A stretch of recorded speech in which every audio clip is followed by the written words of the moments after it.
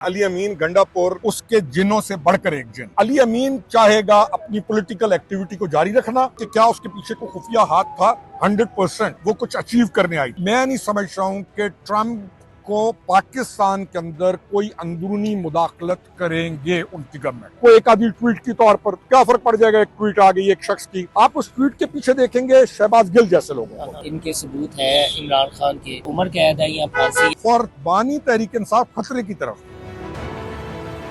मैं मोहसिन बिलाल डी चौक में मौजूद हूँ और मेरे साथ मौजूद हैं मेजर रिटायर्ड खुर्रम हबीब रोकरी साहब।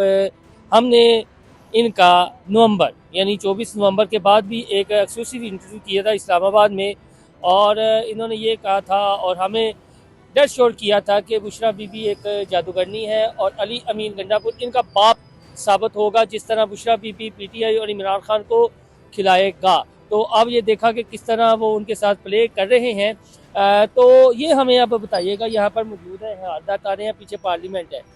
वो लाशों का दावा करते थे, लाशें कहाँ पर गई हैं? देखिए, लाशों का दावा उनका जो है उन्होंने खुद उड़ा के रख दिया। पहले उन्होंने 280, फिर 100, फिर उनका जो सोशल मीडिया अकाउंट्स हैं वहाँ पर उनका, और ऑन ग्राउंड अभी तक जो अनफॉर्चुनेटली जो भी 2 डेथ्स ऐसी हैं जिनको ये आइडेंटिफाई कर सके, उसके अलावा कोई ऐसी चीज नहीं है जिसको जाकर ये बता सकें कि ये चीज हुई, ये बंदा एक इन्होंने चढ़ाया। फिर कुछ मिसिंग पर्सन्स का आपको याद होगा, तो पता ये चला कि वो मिसिंग पर्सन्स भी कोई बंदा कहाँ का है, कोई कहाँ का, और वो आ गए भाई, उन्होंने कहा हम जिंदा है। तो हम तो पहले दिन से इस बात का कायल हैं कि ये चाहते हैं ब्लडशेड हो, ये चाहते थे कि बंदे मरें, ये चाहते थे कि ये नौजवान जिनको ये साथ एक ट्रांस में लेकर आए उनका खून गिरे। और ज़हन में रखिए कि उनको इस पर ये इंसाइट करते रहे अपने सोशल मीडिया अकाउंट्स पर, उनको मरो और मारने की दावत ये ऐलानियां देते रहे। तो ये चाहते थे, उसमें ये फेल हो गए।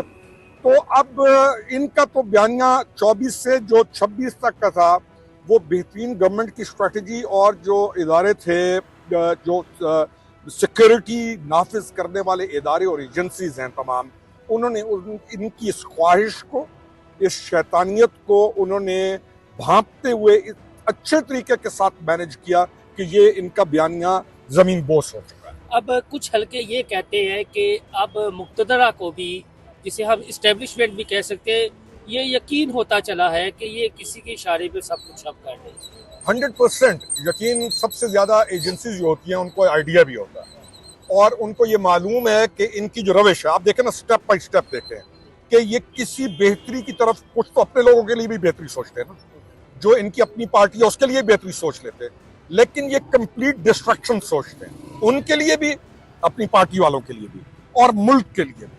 और ऐसे बयानिए ये तरतीब देते हैं जिससे मुल्क को नुकसान हो। अभी आप ये देख लें कि लोगों को इन्होंने इंसाइट किया उसके बाद कि आपने पैसे पाकिस्तान नहीं भेजने। पाकिस्तान को किस तरीके से डैमेज किया जा सकता है, 1 2 3 4 5 6 एक ना एक नई फाइल ये निकाल कर एंटी स्टेट जो है वो पुटअप कर देंगे। और इनका सोशल मीडिया हैंडलर्स जो खास तौर पे बाहर बैठे हुए हैं वो इनको वो बयानिया बना कर देंगे, और फिर इनका वो नीचे जाता है इनके व्हाट्सएप ग्रुप्स तक, और फिर नौजवानों को ये उसके अंदर लेयर इन करके फंसा कर वो कहते हैं कि पब्लिक के अंदर ये सेंटिमेंट फेंको। तो इसमें जो वजीर दाखिला ने यहीं पर खड़े होकर जो कहा था कि एक खुफिया हाथ है, और हम अरसा दराज से ये कहते आ रहे हैं कि वाकईतन एक खुफिया हाथ है जिसका लिंक जाके निकलेगा इस मोहतरमा पर जो कि फर्स्ट लेडी ऑफ पाकिस्तान रही है, और इस वक्त केपी में बैठकर वहां से इस सारी मुहिम को मुनज़्ज़म करने की कोशिश में है। और उसी ने ये 24 किया, और वो एग्जैक्टली वही कहेगी और करेगी जो बानी तहरीक इंसाफ कहेगा, या जो कुछ वो कहेगी बानी तहरीक इंसाफ उसी को इंडोर्स करेगा। अली अमीन गंडापुर भी फिर वही करेगा? नहीं, मैंने आपको पहले भी कहा था कि अली अमीन गंडापुर उसके जिनों से बढ़कर एक जिन है। आपने ये पहले भी कहा था। तो अली अमीन गंडापुर अपनी पॉलिटिक्स को, वो वज़ीर आला बना है, उसका इंटरेस्ट, उसके मिनिस्टर्स का इंटरेस्ट क्या है कि उनकी पॉलिटिकल आगे, उनको ये तो नहीं है कि वो चाहेंगे कि इसके तमाम बयानिए के अंदर वो सारा कुछ रगड़ के रख दें। अभी अली अमीन चाहेगा अपनी पॉलिटिकल एक्टिविटी को जारी रखना, और अली अमीन जो नॉन स्टेट एक्टर्स हैं जो उस खातून के साथ हैं अली अमीन उनको दूर करेगा, ये मेरा ख्याल। कुछ लोग ये कहते हैं कि बुशरा बीबी ये जो सारा कुछ एडवेंचर हुआ है और जो डील भी सबोताज हुई, फिर मोहसिन नकवी साहब ने कहा खुफिया हाथ चीज़ें, तो बुशरा बीबी के सर हैंडलर इमरान खान नहीं बल्कि जनरल फैज़ थे, और जनरल फैज़ का ये जो चार्जशीट थी ये रखवाना था या दबाव बढ़ाना था। एक हमें ये बता दीजिएगा, और दूसरा ये बताइएगा कि ट्रंप से अब उम्मीदें हैं जी, ट्रंप आएगी और जिस तरह उनके मुशीर भी वो जिनके बारे में कहा जा रहा है कि सर्टिफाइड हम जिन्स परस्त है। देखें उस खातून का जिस तरीके से आना है और जितनी उसकी तेजी थी कि पहुंचो पहुंचो पहुंचो, वो चाहती थी कि जिस वक्त एक बहुत अहम चीज यहाँ चल रही थी पार्लियामान के अंदर, बेलारूस के ये साथ। सारा सामने है, बिल्कुल। तो वो यहाँ पर पहुंचकर लोगों को इंसाइट करके अंदर घुसाना चाहती थी, इसमें तो किसी को कोई शक नहीं है। और वो एक ऐसा माहौल बनाना चाहती थी, वो एक प्लान लेके आई थी और उसका प्लान फेल हुआ, और यहाँ से जाने के बाद भी उसने कहा मैं तो खड़ी थी, मुझे सारे छोड़कर चले गए और मुझे लेके गए।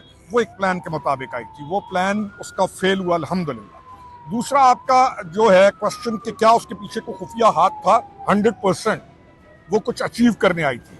तो क्या जो लोग अज्यूम कर रहे हैं कि वो जो कोर्ट मार्शल हो रहा है उसके साथ लिंक हो सकता है, पॉसिबल है, बिल्कुल पॉसिबल है, क्योंकि खबरें तो होती है ना कि मामला अब फंसने वाला है। सो इससे पहले कि चीज सारी की सारी खुल जाए, कोई ऐसी वारदात कर दो कि मामला वो ठप हो जाए। तो इन तमाम चीजों को एक दूसरे से जोड़ना जरूरी है। आपने आखिरी जो सवाल किया कि क्या ट्रंप के आने से फर्क पड़ेगा, देखिए ट्रंप की जो पॉलिसी है वो बड़ी वाज़ेह है। सीरिया के ऊपर उन्होंने क्या बयान दिया, उन्होंने कहा उनका अंदरूनी मामला है, हम इसके अंदर दखल अंदाजी नहीं करेंगे। कोई, मैं नहीं समझ रहा हूं कि ट्रंप को पाकिस्तान के अंदर कोई अंदरूनी मुदाखलत करेंगे उनकी गवर्नमेंट। हाँ, ये पूरी कोशिश करेंगे कि किसी न किसी तरीके से कोई मुदाखलत हो, कोई एक आधी ट्वीट के तौर पर, क्या फर्क पड़ जाएगा, एक ट्वीट आ गई एक शख्स की जिसके साथ ऑलरेडी इनके और लिंक्स हैं या एस्टैब्लिश होते हैं, बल्कि उस ट्वीट ने इनका जो नुकसान पाकिस्तान में किया है और ऑल ओवर द वर्ल्ड। हम by end of the day हम अमेरिका नहीं है, हम वेस्ट नहीं है, हम एक इस्लामी मुल्क है, हमारी जो पब्लिक है, हम इसको हम क्या करें, तो तब्दील कर देंगे ऐसे करके। तो उस ट्वीट ने इसका नुकसान किया। वो ट्वीट कर कौन रहा है और करा कौन रहा है? आप उस ट्वीट के पीछे देखेंगे शहबाज गिल जैसे लोगों को, और शहबाज गिल जो जैसे ये लोग हैं, ये स्पेसिफिक एनजीओज हैं दुनिया के अंदर जो काम कर रही हैं, जिनके लिए शहबाज गिल काम करता है। उनका मकसद है नोट छापना, उनको क्या पड़ गया पाकिस्तान के साथ। बल्कि शहबाज गिल वो आदमी है जिसने इसके डाउनफॉल को इंश्योर किया। एंटायर स्टेट बयानिया जो सबसे पहले एक बहुत बड़े चैनल ARY के ऊपर बैठकर जिसको प्रमोट किया, वो शहबाज गिल था। और फिर इसने बदबख्ती ये कि अपने मुल्क का सोचता, अपने लोगों का सोचता, इसने शहबाज गिल वाले नैरेटिव को कैरी ऑन किया। जाने दिया ना मेजर साहब, ये भी तो है। बस ये सवालात, हाँ, ये सवालात ऐसे हैं कि जिनका हम क्या नहीं जाने देना चाहिए, क्योंकि ये वो लोग हैं कि जिन्होंने बाहर जाकर वो नुकसान पहुंचाया है या पहुंचा रहे हैं कि जो यहाँ रहते तो ना पहुंचा सकते।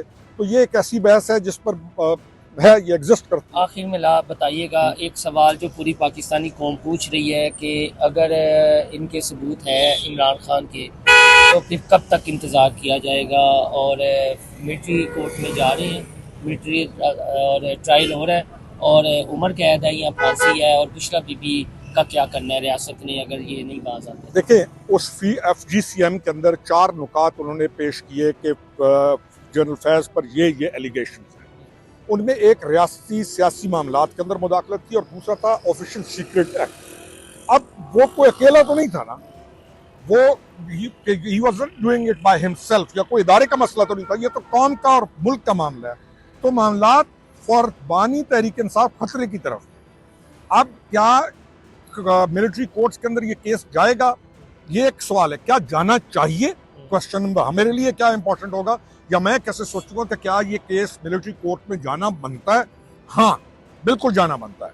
9 में ये 24 जो नवंबर है, इन तमाम चीज़ों को और बहुत सारी चीज़ें उसकी इंक्वायरी के अंदर आ चुकी होंगी डेफिनेटली। उसी की बुनियाद पर उन्होंने वो 4 नुकात दिए कि हुकूमत के अंदर मुदाखलत, हुकूमती निज़ाम के अंदर मुदाखलत और ऑफिशियल सीक्रेट एक्ट, साइफर लहरा देना, या ऐसे काम करना। आप किसी भी मकाम पर रहते हैं तो आप अपनी हुकूमत, आप अपने मुल्क के जामिन होते हैं। आपकी चीज़ें नापसंद की भी हों तो आप बाहर आकर उनको पब्लिक नहीं करते। तो ये तो एक ऐसा बच्चागाना किस्म का, या इनकी एक वो जैसे होती है ना सुसाइडल अटैक है कि हम नहीं है तो कुछ भी ना रहे। तो मेरे ख्याल में केस जाएगा, it is going towards military courts, और जाना चाहिए। अब सजा कितनी होगी? डेफिनेटली कैपिटल पनिशमेंट्स हैं। जब एक सबूत भी आ जाए और वो साबित भी हो जाए, लिंक्स भी साबित हो जाए, तो सजा तो होगी और होनी चाहिए। वंस एंड फॉर ऑल इन मामलात का ख़त्म होना ज़रूरी है। हमारे आप तमाम के लिए मुल्क अहम है और हमारे लिए आमतुन्नास पब्लिक अहम है, लेकिन जो इंसाइट करते हैं या मुल्क को जो नुकसान पहुंचाते हैं उनको किस तरीके से हैंडल करेंगे। आई थिंक चीज़ें स्टेप बाय स्टेप उस तरफ जा रही हैं कि ये मामलात वंस एंड फॉर ऑल ख़त्म होंगे और हम एक स्टेबल या स्टेबिलिटी की तरफ जाएंगे। बहुत शुक्रिया जी, मेजर साहब हमारे साथ मौजूद थे। एक बड़ा दिलचस्प जुमला, बल्कि दो चीज़ें जो एज अ जर्नलिस्ट मैं सोच रहा हूँ, एक ये कि बुशरा बीबी के जिनों से बड़ा जिन अली अमीन गंडापुर है, और दूसरा शबाश गिल जो है वो ये जो NGOs हैं उनके मोहरे कह दें या क्या 100% उनके लिए देखें ना, सामने आपके नजर आती है ना, चीजें नजर आती हैं। आप जोड़ेंगे एक दूसरे को, आप देखेंगे कि वो एक मुल्क में जाके एक NGO के हेड को मिल रहा है, फिर NGOs उन स्पेसिफिक NGOs के लिए वो काम करता है और करता है। और ये NGOs के लिए काम करते करते नौबत यहाँ तक आ गई है कि अपनी चार जिन्स परस्त अमरीकी शहरी उनके लिए इशू नहीं है, वो उन्हें अच्छा लगना शुरू हो गया। नहीं उनके लिए, हाँ आप सोच लें। और फिर सिर्फ पैसों के लिए आप अपने मुल्क का, अपने कौम का क्या नुकसान कर रहे हैं।